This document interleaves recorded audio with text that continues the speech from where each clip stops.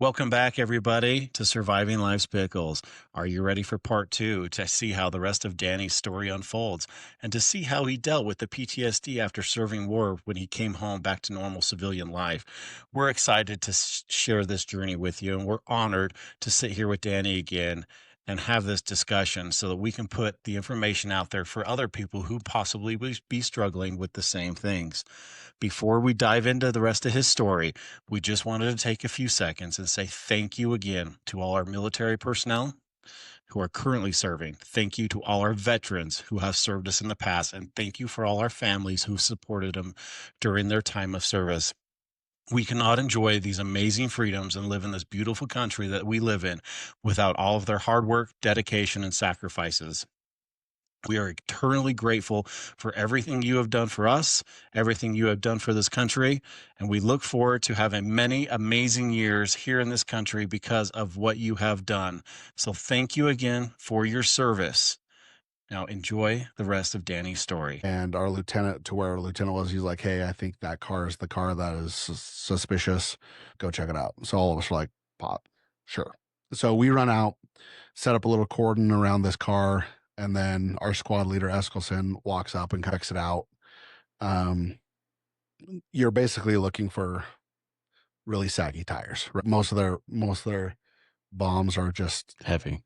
They're heavy, but they accelerate them with gas, with fuel, with some sort of, or they'll put bricks or nails or something to make it more damage.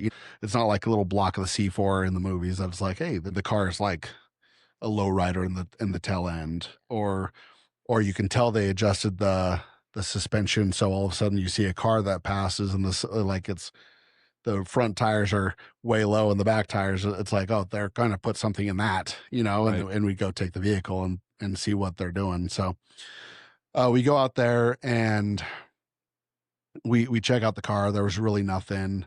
It did look suspicious, but we couldn't tell. And it's, again, if it's a car bomb, you don't want to go kick it. Yeah. Right. You like, Right. you can't go like start poking it and be like, hey, is it? Because then they'll just blow it and you die.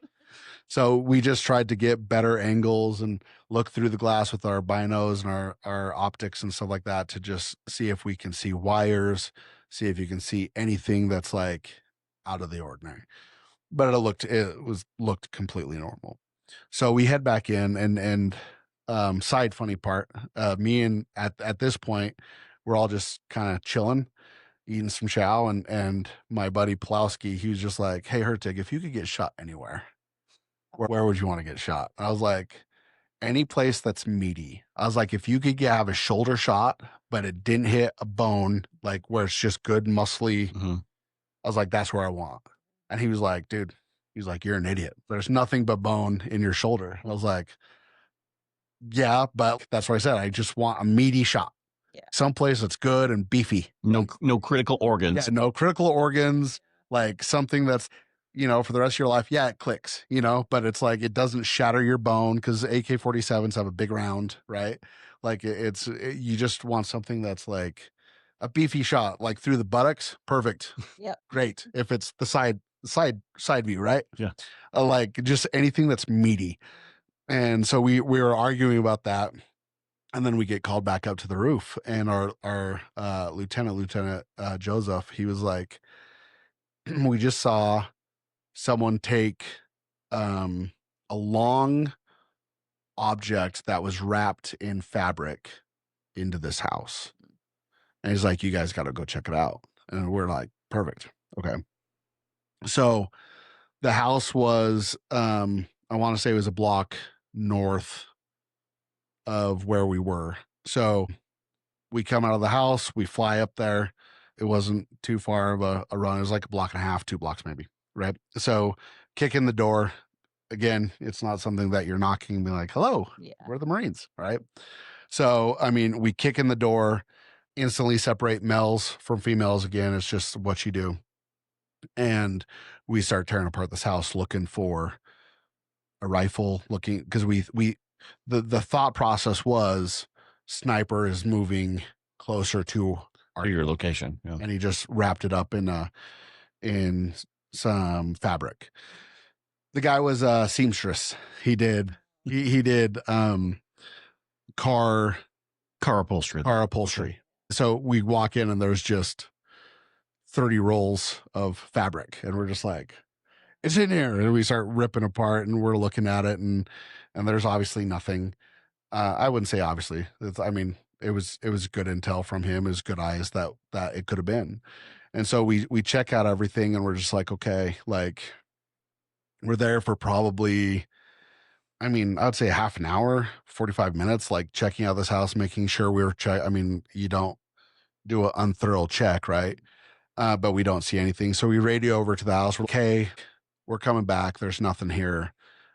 We found the fabric. He does upholstery. So It really is fabric. yeah, it really is what, I mean, it's what you saw. Yeah. It is exactly what we thought it was. Right. And so we're like, okay, what we're going to do, because now we're going back, we're going to pop smoke. So we pop smoke in every direction except the direction that you're running, right? Because you are running that way, you got to see where you're going. And so we all come out and we're in a single file, like a ranger file, where we're just one after the other. And our squad leader at the time, his name was Corporal Eskelson. He was just like, hey, fan out. Like, we're in a line. He's like, go to a column. So instantly, half of us, and we've done it so many times, it's not one of those, we don't know who's doing it.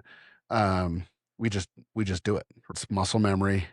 Go to a column, and instantly, out of the 8 of us, 4 of us just go bloop, and we go to the other side of the wall. That's when first shot rings out.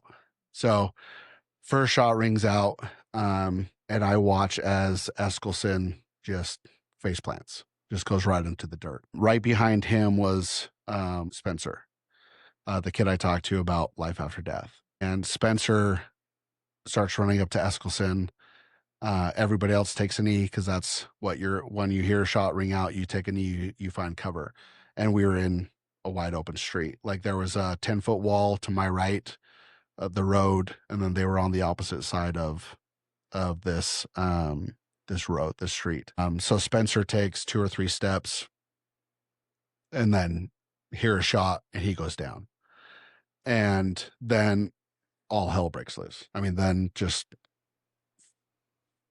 machine gun fire from every direction.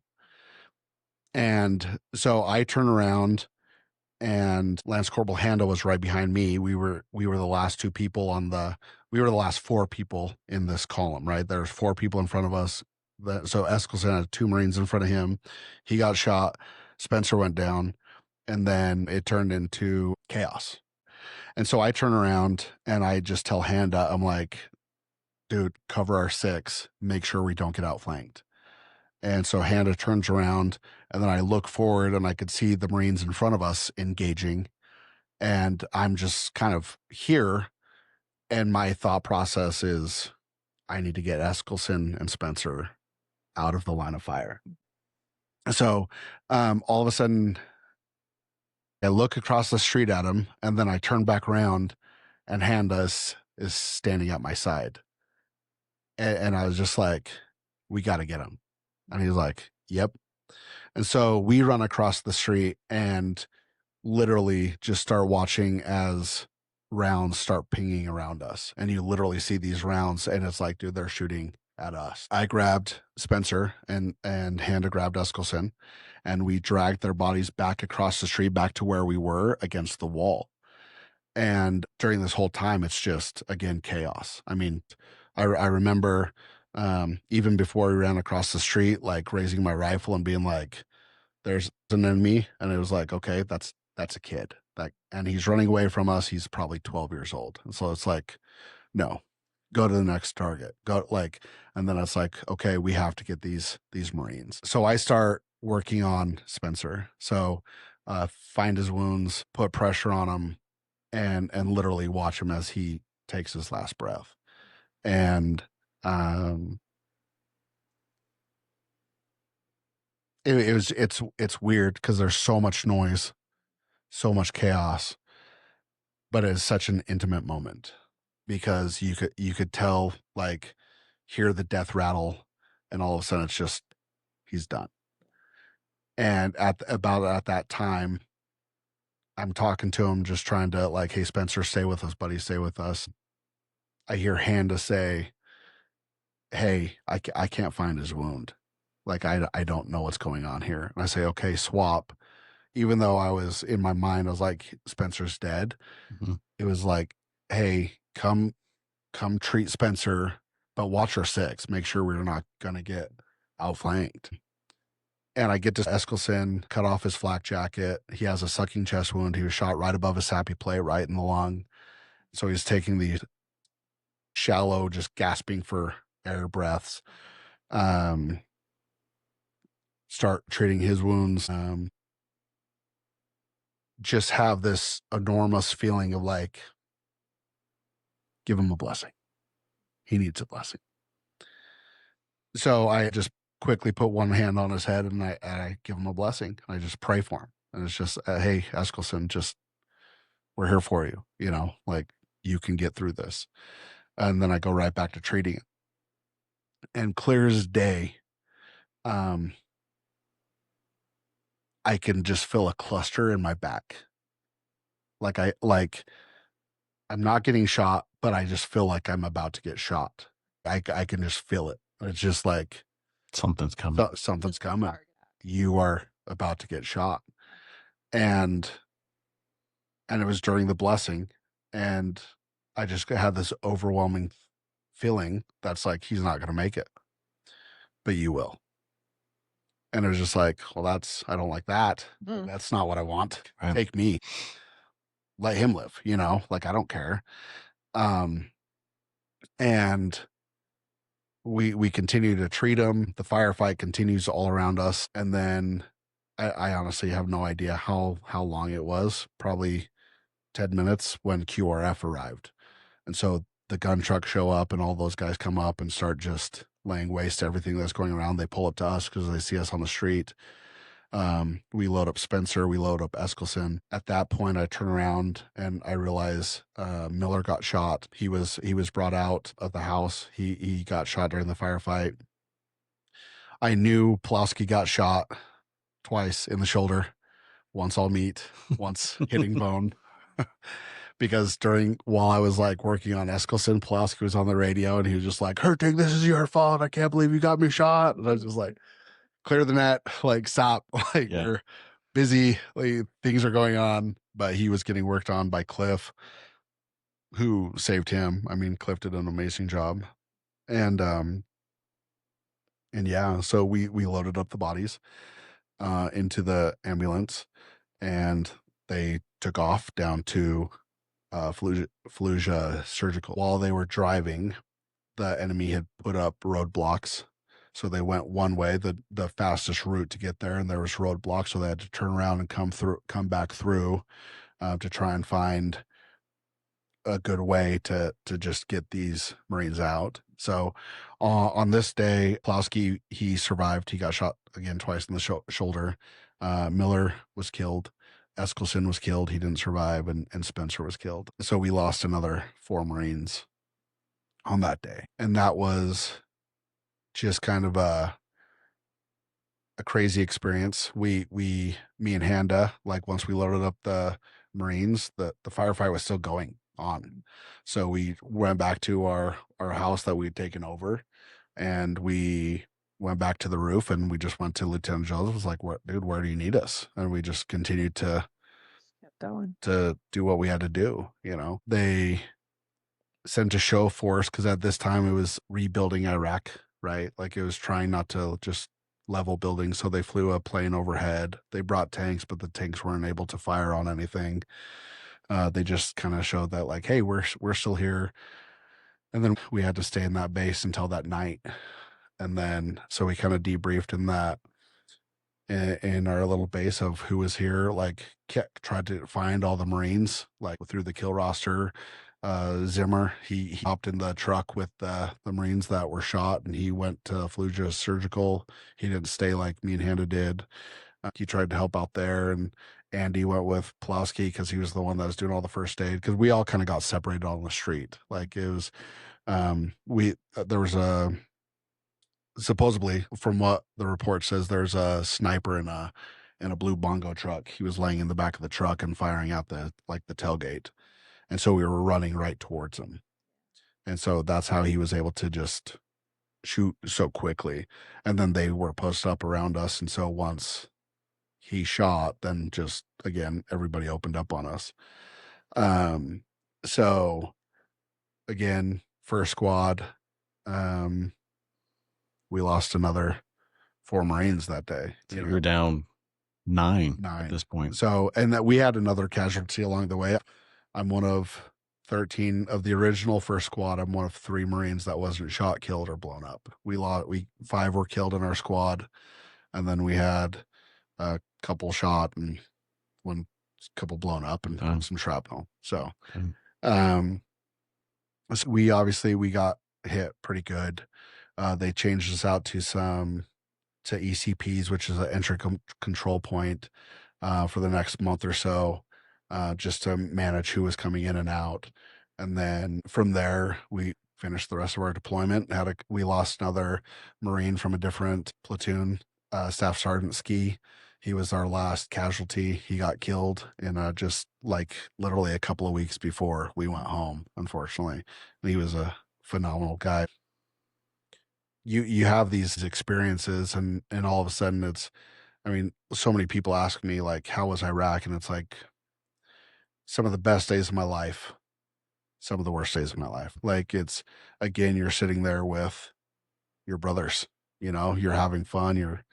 You're watching movies, you get to blow things up, you get to shoot stuff. I mean, it's just a testosterone filled environment of just like, we're men, and it was a blast. But then you realize like it's quickly overshadowed by these experiences where you'll never see your brothers again because they're killed or they lost their legs or they took a piece of shrapnel to the butt or all of a sudden it's just the worst experiences of your life mixed in with some of the funnest times you'll ever have, so like it's kind of it plays with your mind, and for me, like it was I feel lucky that I was older because again, I just lived through life in different ways. I'd lost my mom, like I had friends that had passed and stuff like that. So it wasn't my first loss like it was for a lot of these young kids.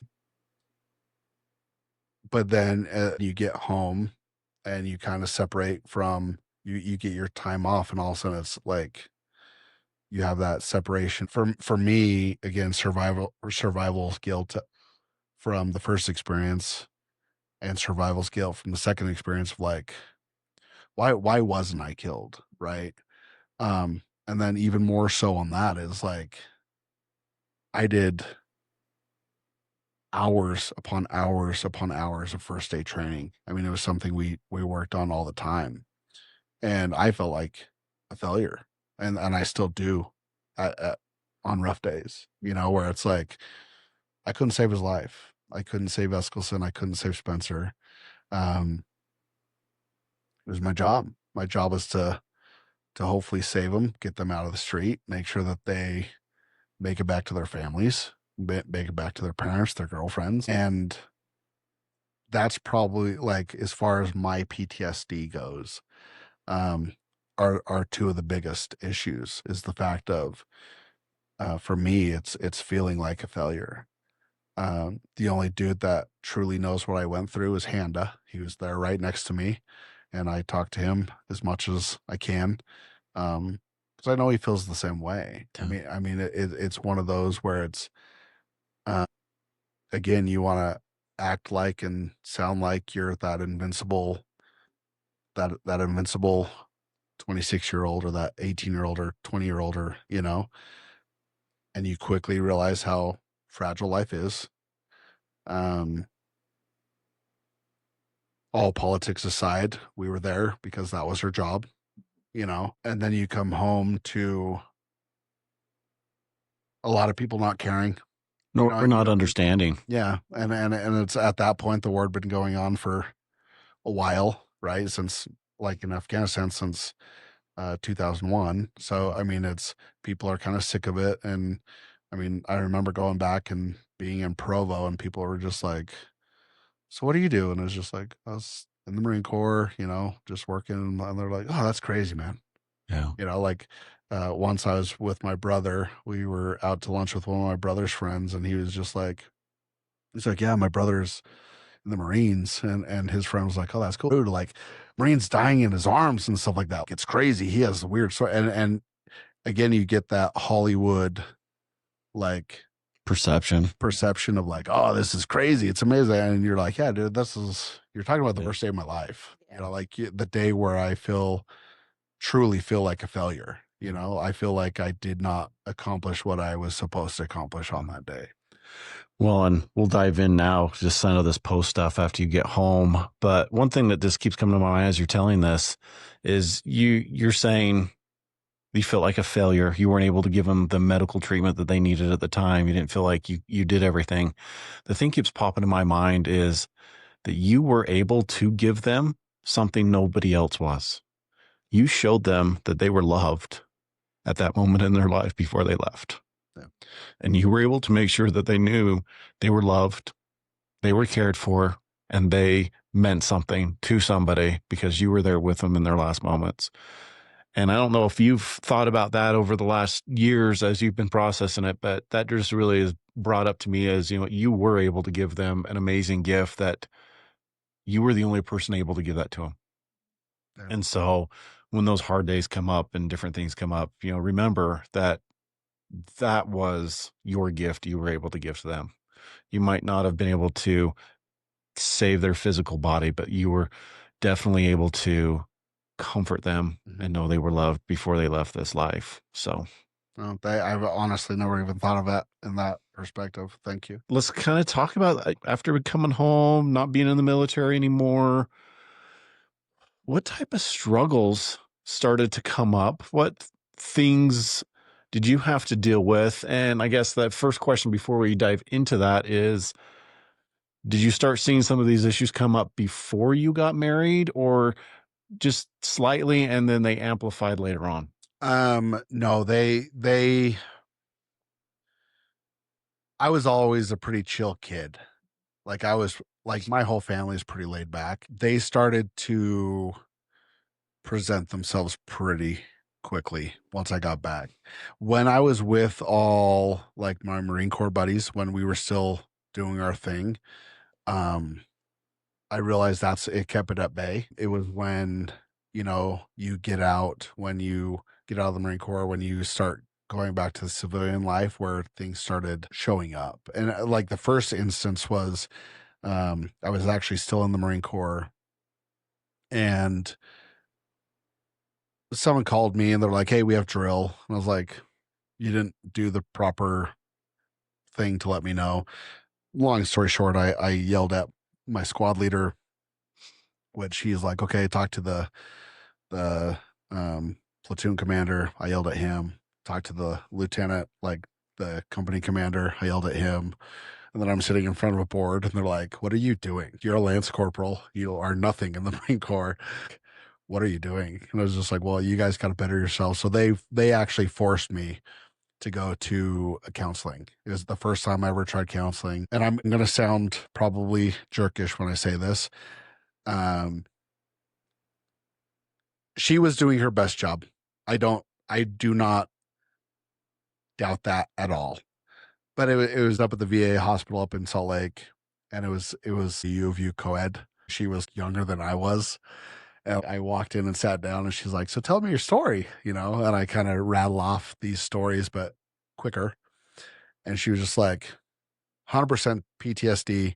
You're going to get 100% like of your VA claim, blah, blah, blah. And I was like, shred those documents. Because she was sitting there taking notes, and she's like, what? I was like, shred them. I was like, I want to work for the government. I don't want this to derail my career. Like, I'm here because they're forcing me to be here. I need you to sign this piece of paper that says I'm good to go back to doing what I do. And I want to watch you shred those. Yeah. Like, and she did. She shredded them up. And she was like, I can't believe you're doing this. I was like, I don't care what you think. I was a cocky freaking man at this point. I was 27. Well, at that point too, you were still, you the reality part hadn't truly probably all the way set in still, because you're just like, I need to keep doing this. This is what I know. Yeah. Yeah. And it literally was more of a podcast than a counseling session. I mean, it literally was like this. I mean, I just told my stories and she's like, that's crazy. Yeah. And it was like, and then at the time, it also was one of those things where I'm not going to sit there and take any sort of veteran claim when I have a buddy that lost both of his legs. You know what I mean? Like, I don't want your money. Like, screw you. He needs the money. He needs the money. Yeah. I don't, And so it just kind of, it started the path for me of like, there is something wrong with you. You're not the same guy as when you left.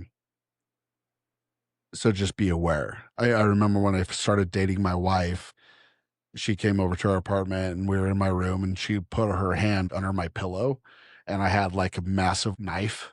And she was, why do you have a knife under your pillow? And I was just like, well, who doesn't, right? Yeah. Like, what if the enemy comes and tries to break into my door? What are you talking about? That's normal. And I was like, well, because I can't have a gun in here. It's student housing. So you have a massive knife, right? Duh. And that was literally my logic. It was just, what are you for protection? Obviously. Yeah. And she was just like, okay, psycho, what are you talking about? And so I typical man style bottled it up. Like it was, let's hide this. Let's not talk to anybody about it. Even with my dad, my family, they know the stories. I don't know how in depth of the stories they know. You know what I mean? But then it was like, cause I still have crazy dreams, like all sorts of PTSD flashbacks and stuff. And it was a few years ago, I had a really bad one where I was hallucinating and my wife couldn't snap me out of it. She was trying to get me and she was like, holy crap. So she ran over to our neighbors and she basically got our neighbors to come over and be, dude, help me because I don't know what to do. And that was probably, I'm pretty sure that was the first time when it was like, okay, you need to go get this figured out. And for me, I talked to some other veterans and it was like, you know what? Right now we're busy. We got full-time jobs, we have 4 kids, we're running around and we're just busy. You're occupied. You know what I mean? You were occupied. So it doesn't really take up a lot of my mind. But Danny is like, look at the Vietnam veterans. It's those guys that are now 60, 65. They all of a sudden their life is slowing down and they haven't treated these problems. And now they're turning out to be a bigger issue. And that's where it was kind of like, you're right. Like that's a very good point. And Chelsea was, and she was phenomenal with it. But she was like, Danny, you got to think about your family. You got to go get this taken care of and get this fixed, So I went to counseling for the first time. On your own choice. On at my this choice. Like where it was like, okay, let's go talk to someone. And I got a counselor. He was pretty good. We talked about things. He gave me some and I honestly I can't remember his name. I should. I actually thought about looking up my counselor's names before I got here to give him a little shout out, but it was a lot, like it did resonate because it like for me he felt like he was checking that box. Okay. You know what I mean? It was very transactional almost. Yeah, like he was very like, he's like, well, so you feel like a failure. Yeah, for sure. He's like, yeah, you shouldn't. Okay. You can tell me that all you want. Cured. It's not gonna Yeah. It's not gonna fix Yeah. it. It was sweet. Yay me, you fixed me type thing. You know what I mean? And he did help me. And ironically enough, so I was called to a calling in my church and I was just talking to my bishop around the same time. And I was talking to him about the counseling and stuff like that. And he was like, Danny, he's like, let me tell you something. He's like, these are very personal stories. He's like, but you have to understand that there are 95% of the people in this ward or on this planet do not understand what you've been through. I'm not telling you to not tell your story, but if you ever have the opportunity to share this story, he's like, you share it, talk about it. And that's when I first, like, this was actually before the counselor, now that I think about it, but that's where, for me, as I started to share my story, whether it was in a church lesson or whether it was just at a party or when people would ask questions, because you get questions all the time. I still get questions all the time, even though it's been 20 years. But that's where I started to be like, okay, by not holding in these feelings and actually talking about them, it's therapeutic. Yeah. You know? So when I went to that therapist, I thought it was like, good. You know, I'm sharing the stories, even though his feedback sometimes was very like checking the box type of stuff. It was kind of one of those things that was, okay, I'm doing my part, you know? And then it wasn't for another couple of years where things kind of got better, but I still had some issues. There's nothing more humbling than your child that's like, I wish you weren't a Marine, because you're yelling at them for something stupid. Yeah. And they're just like, I wish you weren't a Marine because you're kind of a dick, you know? And you're just like, noted, you know? Yeah. And so I went back and I went through the VA and I found a counselor. And it was actually during the COVID years. It was in 2021. And the dude was phenomenal. And we really, and I, again, I'm not the sharpest tool in the shed. So it's one of those where it's, I can't remember the stuff that we did as far as what it's called, but he would literally be like, okay, you need to close your eyes and you need to tell me the story. And I would tell the story. Yeah. And he'd be like, okay, now close your eyes and tell me the story. And I was like, I just did that. He's like, no, you told me the scripted story. I want to know about the smells. I want to know about your feelings. I want to know about the sounds. I want to know what your senses were doing and what they were telling you, you know?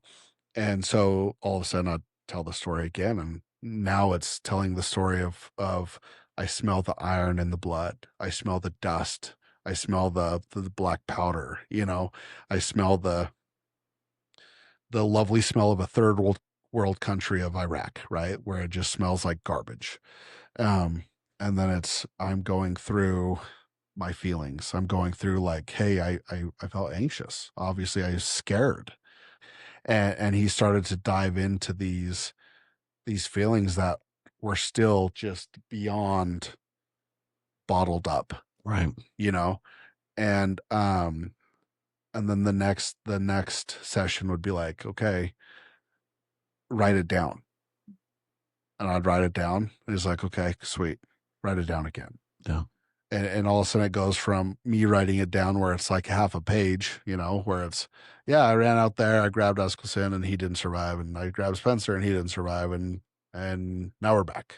And now it's 3-4 pages long where it's like, again, you're getting into the details of it. There's meditation involved. He gave me homework. It was something that was like, I never felt like it was a check in the box. I never felt like it was just another number. And he would just be like, hey, Dan, we have goals here. He's like, therapy should never be a forever thing. He's like, this is something that we're trying to fix you. Yeah. And if I can't fix you, then you got to move on to a different therapist. Different avenue, different something. Like you got to figure it out. Like this isn't something that we're going to be friends forever. He's like, yeah, we have a timeline. Well, and kind of what you're describing is something I've been diving into the last few weeks that I'm kind of realizing. And like you said before, you'd talk to therapists, you've told the story, didn't feel like anything was changing. Yeah. And then as this therapist takes you and then makes you start describing the emotions, the smells, all those things, from everything I've been diving into the last couple of weeks, it's the energy Mhm. It's that toxic energy around those parts. You smell that smell, and all of a sudden it brings that emotion up. You hear this noise, it brings that emotion up. It's all that energy that's stored in you from that event. Just by telling the story doesn't release that. Yeah. And so now the therapist is actually taking that and getting that energy out of you. Mhm. So now you can actually start to feel like you're healing, feel like you're pushing, those emotions actually up and talking about them, because now you're actually talking about the event, not just, like he said, the script. Yeah. Not just what the movie script over here. It's actually the feelings that were going on during that you're having the trouble dealing with. Does that kind of sound like? Oh yeah, no, for sure. And it just, you realize that by bottling up all those emotions and not talking about it, not releasing that energy, not like you're bottling up who you are as a Yeah. person. And I think for years, for me, it's, I mean, Marines are the loudest, most obnoxious people on the planet. They're Like, hockey ones. yeah, you see a Marine, they probably have at least 1 or 7 stickers on their car that was, "I'm a Marine, I can kill you." Like, you're a Marine Corps sniper, you can run, but you die tired. I mean, we're the most motivated individuals, the biggest cult on the planet. We love the fact that that's who we are. Yeah. Now, when you take such a defining moment in your life and you try and hide it and you try and bottle it up, you don't realize it, but you're bottling up you, Yeah. you know? And it wasn't until like talking to these counselors and Bishop Rasmussen and stuff like that, where you all of a sudden realize it's not only can I use these stories to better myself, but I can possibly help other people, like in any way, shape, or form. And then you realize it's like, I don't want to hide my defining moments. I don't want to hide and bottle up the things that make me who I am today, because the Marine Corps obviously is a huge part of my life. I mean, I spent 8 years in the Marine Corps, and it shaped you. it shaped me. Yeah. Like for the good or for the bad. Depends on if I'm yelling at my child or not, if it was good or bad, right? But you realize that how we bounce back and how we define ourselves are from these hard moments in our life. It's how we gain that grit. It's how we gain that mental fortitude. It's how we can persevere through losing a job, or all of a sudden having something crappy happen to you, right? A car accident or whatever it may be. And there's lessons in these really crappy, hard situations in our lives that help us in the future, We say it all the time. We turn our pain into purpose. Yeah. Well, I like that. I mean, we both have a pretty dark history, with some addictions and different things. And I look back at, stories in my life. And as I look back at those awful moments, those moments that never should have happened, those moments that, you almost feel a little bit of regret. Now I look back at them, and I'm thankful for them. I look back and what did I learn from this? And you were able to take that moment and transition that energy from that dark, toxic energy into this truth, into this knowledge energy of, I'm going to tell people about this. So if they get in a similar situation or they're dealing with something, down the road that resonates with them, this maybe can help them and they don't have to struggle as much as I did. Yeah.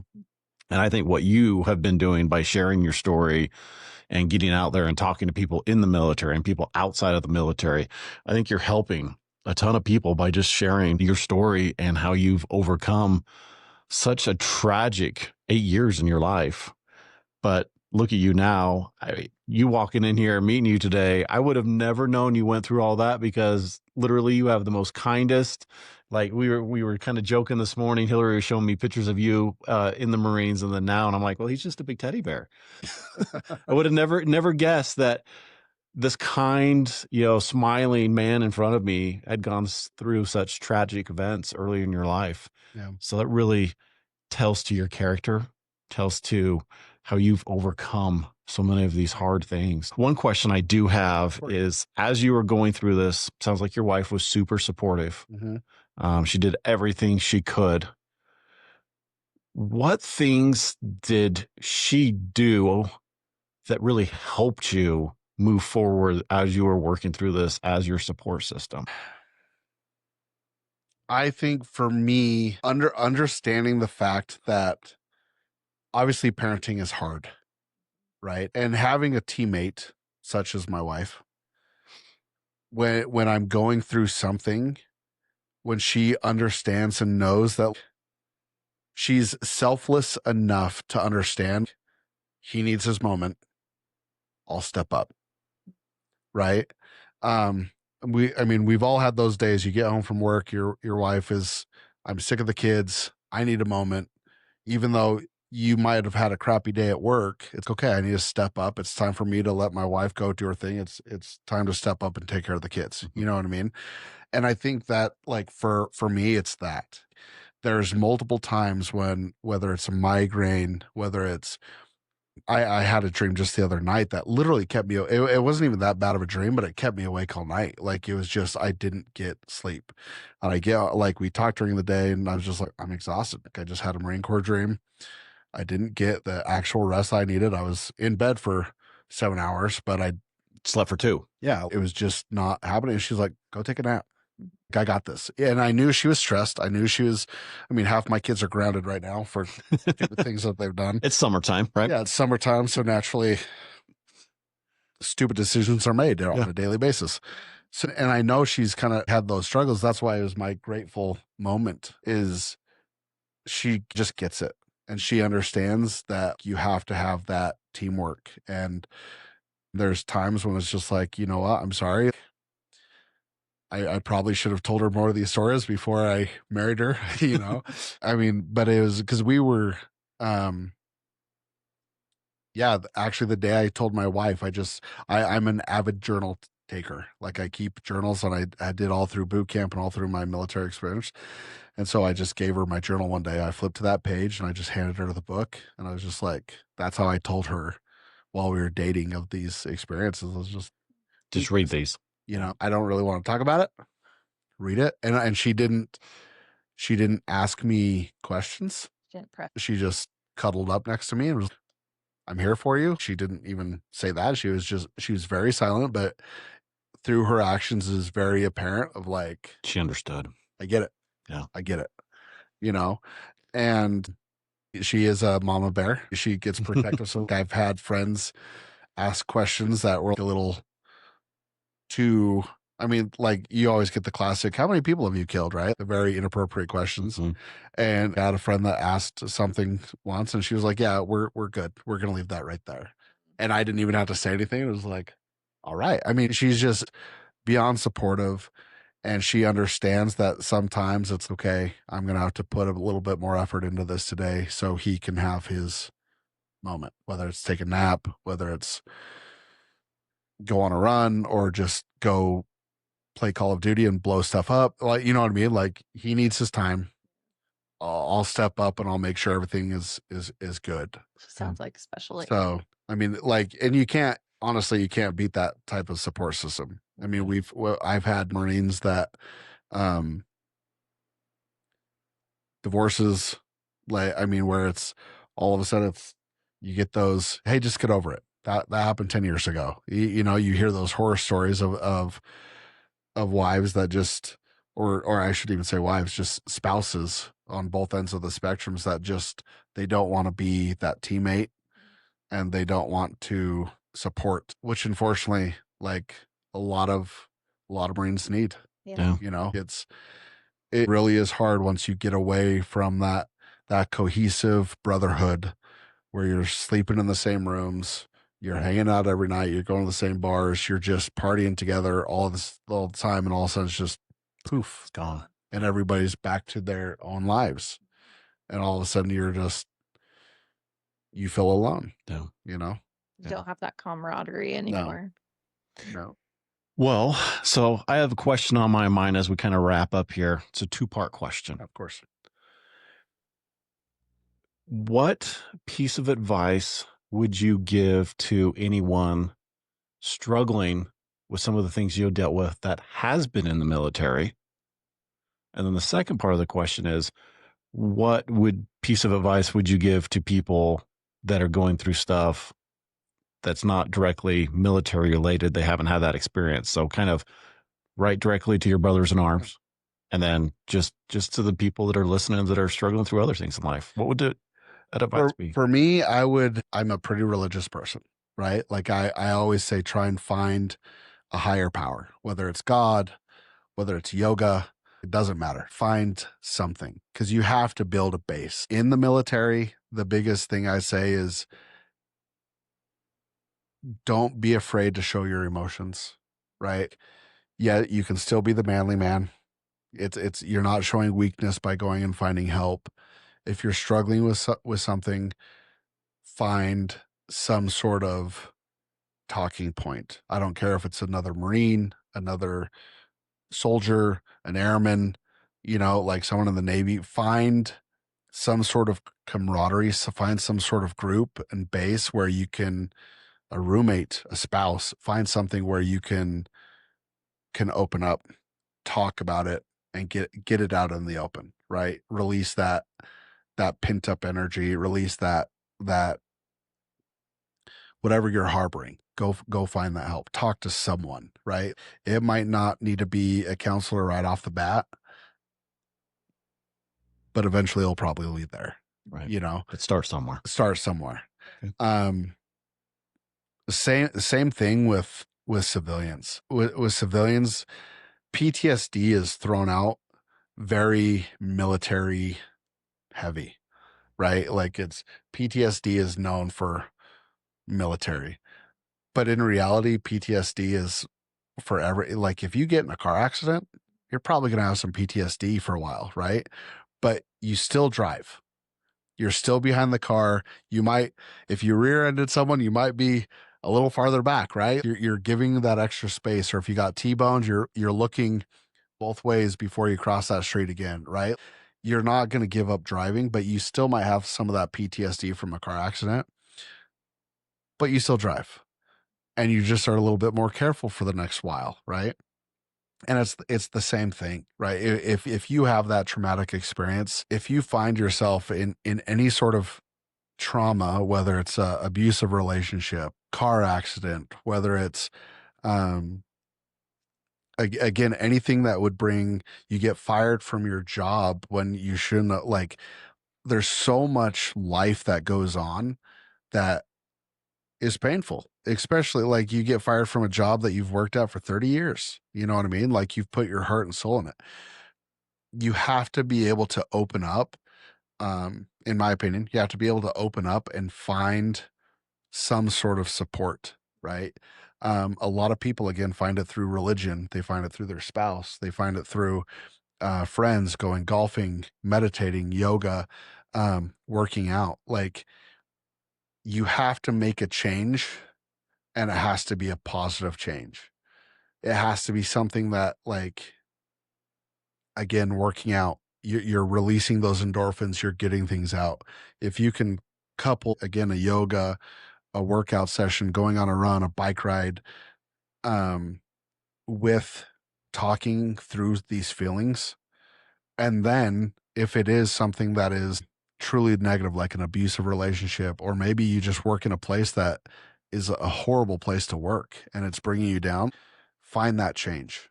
Find a way to get out of those situations that are negative and bringing you down, and try and find positive in your life. I like what you said at the beginning with that, just that positive energy.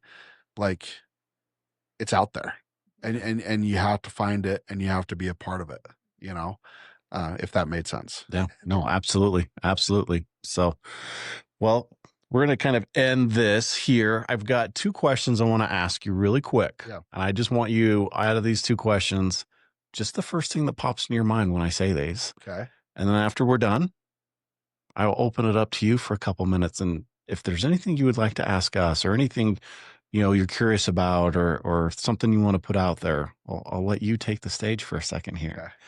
So the first question is, what's the best advice you've ever got in your life? Oh, the best advice I've ever gotten in my life: work hard. Simple. Just right? work. Yeah. Okay. I like that. The next one is, What's your purpose? What drives you to get out of bed in the morning now? My family. It's 100% my family. My family is, we said this before, have 3 terrorists and a princess. I have a 15-year-old, a 12-year-old, a 10-year-old, and an 8-year-old. And I love watching them grow. I love watching my older sons starting to become men, figure out that life is life. But they are and will always be my driving force. Love that. I mean, I can't get enough of my family. Awesome. Well, Danny, is there something you have to ask either of us? I actually had something earlier. Got to see if I can remember it. Well, I would say that what has been for you guys since you guys have started this podcast, since you guys have started to go down your guys' journey, what has been the most surprising thing that you've learned that you didn't think you would learn, or you didn't think you'd pick up, but like has kind of shown through with these podcasts? Good one. You first. So the first thing that comes to mind on that is kind of going back to what I said, just grateful for these experiences. But I think the thing that has surprised me the most, that is probably one of the things I look forward to the most, is how much I've learned just in general. I have grown so much knowledge in so many different fields, but really just in humanity and how we function, how we connect. I didn't anticipate that happening. I just thought, hey, we're going to get in here. We're going to tell people stories. You'll share some good information. I did not anticipate me to grow and learn as much as I had. And I think that's one of the biggest positives as well for me from doing this, is how much I've learned and how much I grow. And so I now look forward to, what can I learn from this person? Yeah, that's great. Yeah. The sound of my voice, kind of like what we talked about earlier, surprised me. But that's a good one. Biggest surprise. I'm surprised that my husband was able to figure out the whole sound system. I'm super, super impressed by that. And kind of piggybacking on Scott, just how much we've learned, how many new connections we have made, how many new people and whole entire new communities that have come into our lives that have been amazing. That's awesome. I love people, and I love meeting new people, and I love hearing the stories. Yeah. And hearing what makes people tick and what people's purposes are. I have one fun question. Okay. For you. If you were a superhero, what would your superpower be? Oh, my son literally asked me this the other day. The Marine in me would just be, super strength. Yeah. The fun guy in me would say to fly. Superhero. I don't know. I think I'm overthinking it. Would you be Captain America? Yeah, I just think it'd be so fun to fly. Yeah. And just what an awesome flex if you leave someone's house. Like, let's say I leave the podcast studio and I'm like, hey, see you guys. And I just take off. That would be pretty awesome. That would be pretty awesome. Pretty epic to leave the studio that way, right? Yeah. But, I love it. Couldn't take my family. So it'd either be super strength or flying. Or both. Yeah. Yeah. Or my son actually is like, if you could be any superhero, what would you be? And I was like, Batman, just so I could be a billionaire. Right. I wouldn't do much crime fighting. Yeah. Well, we'd be well off. Yeah. So yeah, I love that. Oh, well, everybody, Danny, thank you so much for coming and sharing your story. Thank you for your service. And your service and everything you've done, that we can celebrate this 4th of July as a free country still. So our hearts go out to you and everything that you've been through, and to see the strong person in front of us now, that's just amazing. So we commend you and thank you for everything that you've done. Of course. Thank you. Everybody, as usual, don't forget to share this episode, comment, let us know how we're doing. If you're a vet struggling out there, reach out to the VA. They have plenty of services. Actually hop online and look up veteran therapist. We have some friends that are veterans that are therapists. They've been through what you can go through. Find that person that can relate to you. And if you don't find the person the first time, like Danny said, try the next one. Try the next one. Find the person that clicks, that can really help you work through that dark energy and the stuff you're struggling with. So again, 988 is always an option if you're struggling. Check out the website. They've got a lot of resources and information on there. Everybody, just so you know, we love every single one of you. We appreciate you guys tuning in. We couldn't do it without you. We'll continue to bring these amazing stories with your support. So check out the website, share the information, and we will see you next time. Thanks, everybody. Thank you.